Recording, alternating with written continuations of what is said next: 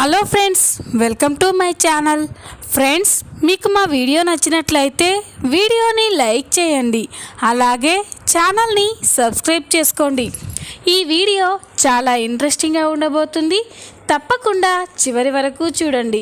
ఇక వీడియోలోకి వెళ్ళినట్లయితే, కళ్ళు తిరిగి పడిపోయిన ప్రణతి గురించి గుండె పగిలే నిజం తెలుసుకున్న రాజేంద్ర, పార్వతి అసలు ఏం జరిగింది తెలుసుకోవాలి అంటే ఈ వీడియోని ఎక్కడ స్కిప్ చేయకుండా చూసేయండి.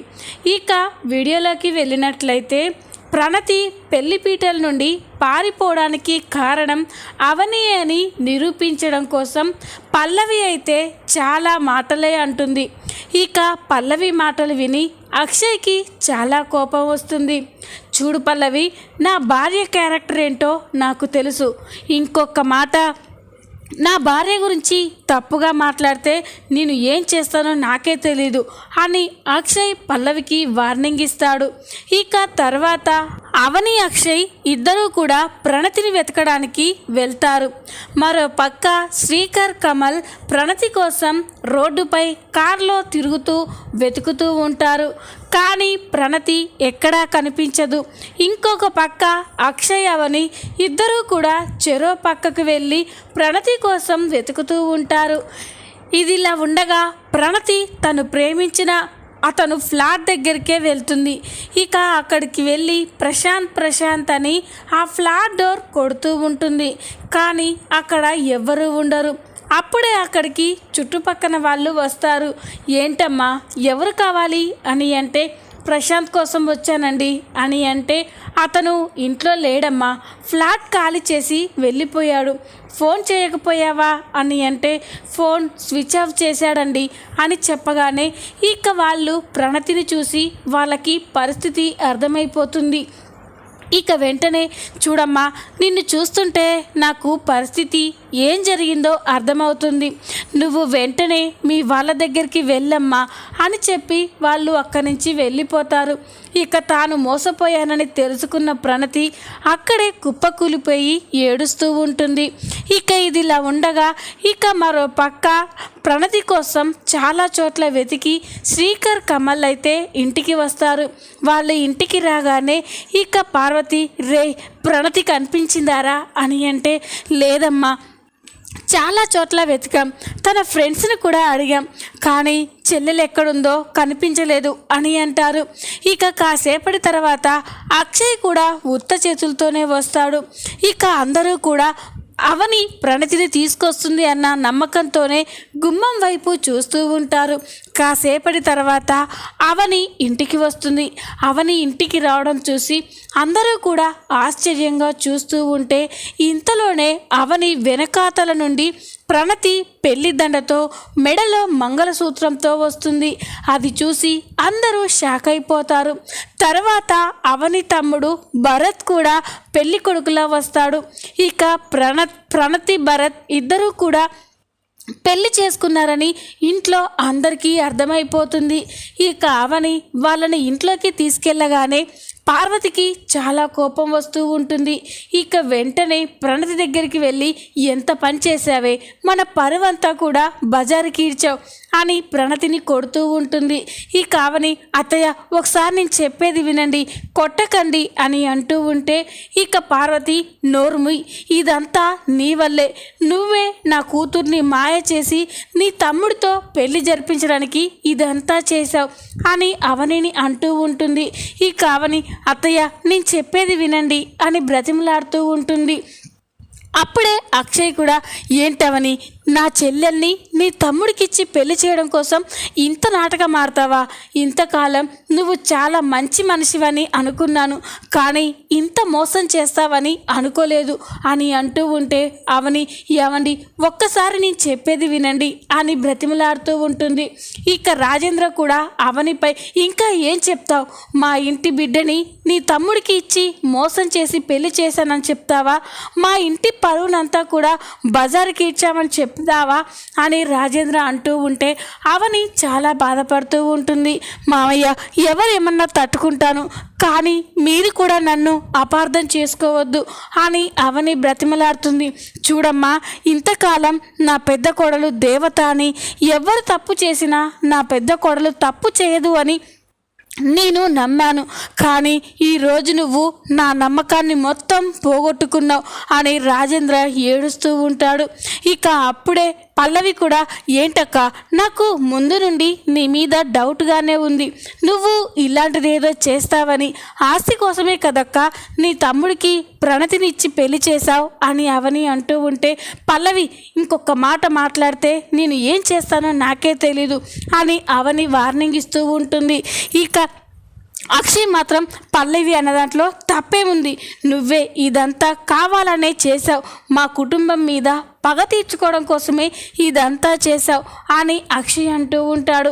ఇక కమల్ శ్రీకర్ అయితే చాలా బాధపడుతూ, అన్నయ్య అసలు వదిన ఏం చెప్పాలనుకుంటుందో, ఏం జరిగిందో చెప్పనివన్నయ్య అని అంటూ ఉంటే, ఇంకా ఏంట్రా చెప్పేది, తను ఏదో కథ చెప్తే అదంతా మనం పిచ్చి వాళ్ళలా నమ్ముతున్నాం అని అక్షయ్ అంటూ ఉంటాడు. అవనిని అన్ని మాటలు అంటూ ఉంటే, ఇక ప్రణతి, వదిన మనం ఇక్కడ ఒక్క క్షణం కూడా ఉండకూడదు, మనం చెప్పే మాటలు వాళ్ళు వినడం లేదు, పద వెళ్దాం అని అవనిని తీసుకెళ్తూ ఉంటుంది. ఇక వాళ్ళంతా కూడా ప్రణతి వైపే బాధగా చూస్తూ ఉంటారు. ఇక బయటికి వెళ్ళిపోతూ ఉంటే ఇంతలోనే ప్రణతికి ఉన్నట్టుండి కళ్ళు తిరుగుతూ ఉంటాయి. ఇక దాంతో ఒక్కసారిగా ప్రణతి కుప్పకూలి పడిపోతుంది. అదంతా చూస్తున్న అక్షయ్, కమల్, శ్రీకర్ అందరూ కూడా ఒక్కసారిగా షాక్ అయిపోతారు. ఇక అవని, అమ్మ ప్రణతి అని ప్రణతిని లేపుతూ ఉంటుంది. ఇక అక్షయ్, కమల్, శ్రీకర్ పరిగెత్తుకుంటూ వెళ్ళి అమ్మ ప్రణతి అని ప్రణతిని లేపుతూ ఉంటారు. అప్పుడే కమల్, అన్నయ్య ప్రణతిని ఇంట్లోకి తీసుకెళ్దాం అని ప్రణతిని ఎత్తుకొని ఇంట్లోకి తీసుకొచ్చి సోఫాలో పడుకోబెడతారు. ప్రణతికి స్పృహ రాకపోయేసరికి అందరూ కూడా కంగారు పడుతూ ఉంటారు. పార్వతి, రాజేంద్రలు కూడా ప్రణతికి ఏం జరిగిందో అని చాలా కంగారు పడుతూ ఉంటారు. అప్పుడే అక్షయ్ డాక్టర్కి ఫోన్ చేస్తాడు. ఇక డాక్టర్ అక్కడికి వచ్చి ప్రణతిని చెక్ చేస్తూ ఉంటే అందరూ కూడా చాలా కంగారుగా చూస్తూ ఉంటారు. ఇక డాక్టర్ ప్రణతిని చెక్ చేసిన తర్వాత పార్వతి, డాక్టర్ మా అమ్మాయికి ఏమైంది అని అంటే, అప్పుడే బామ్మగారు, ఏముంది, ఉదయం నుండి ఏమీ తిని ఉండదు, అందుకే నీరసంతో కళ్ళు తిరిగి పడిపోయింది, అంతే కదా అని అడుగుతూ ఉంటే, అప్పుడు డాక్టర్, లేదండి, ఇది నీరసంతో తిరిగిన కళ్ళు తిరుగుడు కాదు, ఇది తను ప్రెగ్నెంట్, ఇప్పుడు తనకి 3వ నెల, తల్లి కాబోతుంది అని చెప్పగానే అందరూ కూడా ఒక్కసారిగా షాక్ అయిపోతారు. ఇక పార్వతి, రాజేంద్ర, అక్షయ్, కమల్ అందరి మైండ్ బ్లాక్ అయిపోతుంది. ఇక ఇది విషయం తెలుసుకొని అక్షయ్ అయితే భరత్ మీద చాలా కోపంతో రగిలిపోతూ ఉంటాడు. ఇక భరత్ గల్లా పట్టుకొని, రేయ్ నా చెల్లెలి జీవితం అన్యాయం చేస్తావా, ప్రేమ పేరుతో దాన్ని మోసం చేసి తల్లిని కూడా చేయబోతున్నావా, నిన్ను బ్రతకనివ్వనరా అని భరత్ని కొడుతూ ఉంటాడు. ఇక అవని, ఏమండి ఒక్కసారి చెప్పేది వినండి, వాడేం చేయలేదు అని అంటూ ఉన్నా కూడా అక్షయ్ మాత్రం భరత్ని కొడుతూ ఉంటాడు. ఇంతలోనే ప్రణతికి మెలకువ వస్తుంది. ఇక అక్షయ్ భరత్ని కొడుతూ ఉండడం చూసి ప్రణతి ఒక్కసారిగా షాక్ అయిపోతుంది. ఇక అక్షయ్, నా చెల్లెల్ని ప్రేమ పేరుతో మోసం చేసిన నిన్ను బ్రతకనివ్వనరా అని కొడుతూ ఉంటే అప్పుడే ప్రణతి, అన్నయ్య భరత్ ఏం చేయలేడు, తప్పంతా నాదే అని అంటూ ఉంటుంది. అది విని అందరూ ఒక్కసారిగా షాక్ అయిపోతారు. ఇక పార్వతి, ఏంటే మీ వదిన నిన్ను అంతలా మార్చేసిందా, తప్పంతా నీ మీదే వేసుకుంటున్నావు అని అంటే అప్పుడు ప్రణతి, లేదమ్మా, ఇందులో అవని వదిన కానీ అవని వదిన వాళ్ళ తమ్ముడు భరత్ కానీ ఎలాంటి సంబంధం లేదు, మోసపోయింది నేను, తప్పు చేసింది నేను, ఇప్పుడు మీ ముందు ఇలా ప్రాణాలతో ఉన్నాను అంటే దానికి కారణం కేవలం అవని వదిన మాత్రమే అని చెప్పగానే అందరూ షాక్ అయిపోయి చూస్తూ ఉంటారు. ఇక రాజేంద్ర, ఏంటే ఏమంటున్నావు నువ్వు మాట్లాడేది మాకేమీ అర్థం కావట్లేదు అని అంటే అప్పుడు ప్రణతి, అవును నాన్న, నేను ఒక అబ్బాయిని ప్రేమించాను, కానీ ఆ అబ్బాయి ఈ భరత్ కాదు అని చెప్తుంది. అది విని అందరూ షాక్ అయిపోతారు. ఇక ప్రణతి జరిగిన విషయం మొత్తం కూడా ఇంట్లో వాళ్ళందరికీ అర్థమయ్యేలా చెప్తూ ఉంటుంది. అమ్మ, నేను ఒక అబ్బాయిని ప్రేమించాను. అతని పేరు ప్రశాంత్. నన్ను పెళ్లి చేసుకుంటానని నమ్మించాడు. దాంతో ఇద్దరం తొందరపడ్డాం. ఆ తొందరపడ్డదానికి గుర్తుగా నా కడుపులో బిడ్డ కూడా పెరగబోతుంది. కానీ తీరా చూస్తే నన్ను ప్రేమించిన వాడు నన్ను మోసం చేసి ఎక్కడికో వెళ్ళిపోయాడు.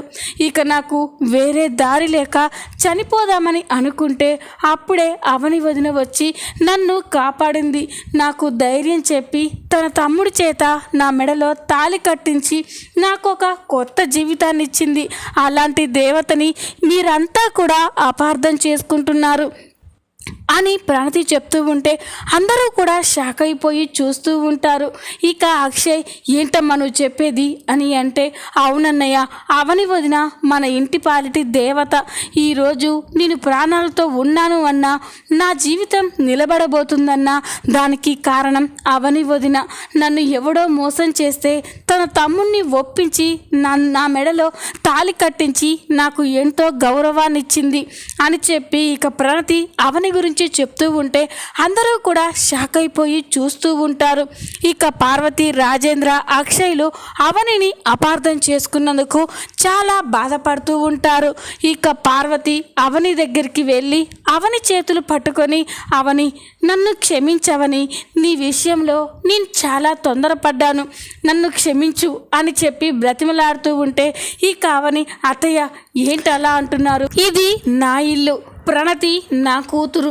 నా కూతురి జీవితం అన్యాయం అవుతూ ఉంటే నేను ఎలా చూస్తూ ఊరుకుంటాను?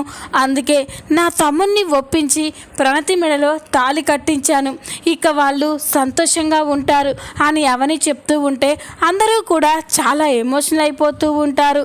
ఈ విధంగా కళ్ళు తిరిగి పడిపోయిన ప్రణతి గురించి గుండె పగిలే నిజం తెలుసుకొని అవని గురించి గొప్పతనం కూడా తెలుసుకోబోతున్నారు. ఈ వీడియో కనుక మీకు నచ్చినట్లయితే లైక్ చేయండి, సబ్స్క్రైబ్ చేసుకోండి. Thanks for watching.